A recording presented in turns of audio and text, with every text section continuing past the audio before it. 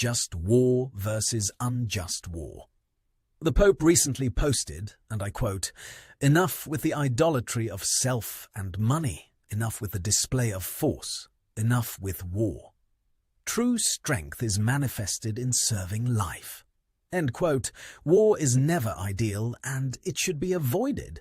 But war is sometimes necessary to stop and contain great and real threats. The misconception is that war is an absolute evil that must at all times be looked down on. This is a misconception because there is a time for peace and a time for war. Ecclesiastes 3:8. You may be asking yourself, when is war necessary and just? War is necessary and considered just, according to the just war theory by St. Augustine and St. Thomas Aquinas, when it is used as a last resort to stop real and certain dangers to innocent life, with the ultimate goal of establishing just peace, not for personal territorial gain or personal revenge. Peace is not simply the absence of conflict, but peace is the presence of justice. For example, if a war was fought to stop a genocide or defend a nation from an imminent or unprovoked attack, then sitting idly by would be a failure of the biblical command to seek justice and rescue the oppressed.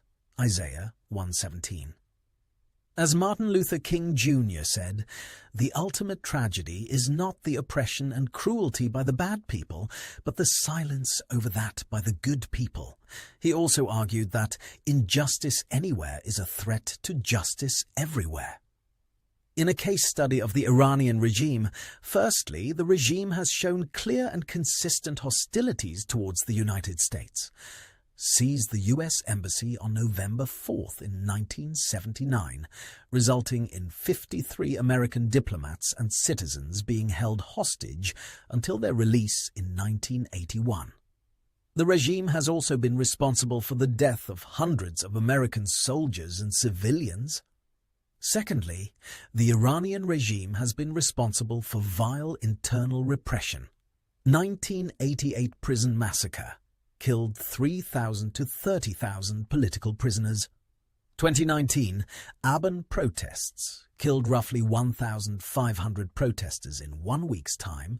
2022 to 2026 uprisings cracked down on women life, freedom movement, and killed 20,000 to 40,000 protesters in only a few months. Thirdly, the Iranian regime has built a terror network, establishing themselves as the largest state sponsor of terrorism. The Iranian regime had spent $16 billion on terrorism annually, allocated $100 million in funds to Hamas and the PIJ, bankrolled $700 million for Hezbollah, and gave 20,000 fighters for Assad in Syria prior to his ouster.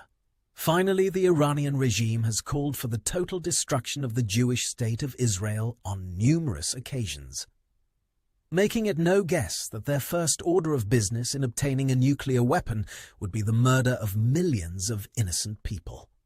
As long as the US and Israeli war against Iran is to free the Iranian people from the regime that has just murdered 20,000 to 40,000 in cold blood, halt the proliferation of nuclear weapons, and re-establish free exchange of goods and services throughout the Middle East to the betterment of its people, then it's a just war, designed to protect the peoples of Iran and Israel alike and re-establish regional stability, away from radical Islamic fundamentalist extremism as pushed by the radical Iranian regime. To be clear, this is what I'm saying. War is not a first resort, not ideal, and not to be celebrated. However, war can be a just and necessary tool in reverence of the sacrifice of our service members and those who are impacted negatively, to push back against bloodthirsty evil that seeks only death and destruction against your people or neighbors in this world. Just as we saw the justice behind the war in Europe against the evil Nazi regime, we are shown that it's incorrect to state that war is always bad. I'm not making a clear argument that the Iranian war is just. I'm arguing for discernment.